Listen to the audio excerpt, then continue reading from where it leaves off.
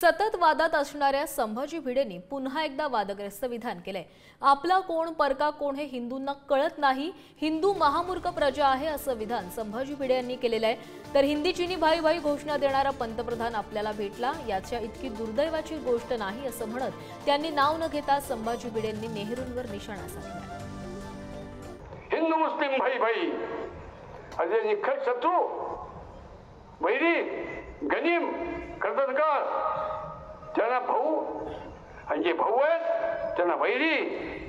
हिंदूंच्या सर्वात मोठा दोष असेल तर आपला कोण परका कोण वैरी कोण कैवारी कोण शत्रू कोण मित्र कोण योग्य काय अयोग्य काय उपकारक काय मारक काय हिंदूंना कळत नाही।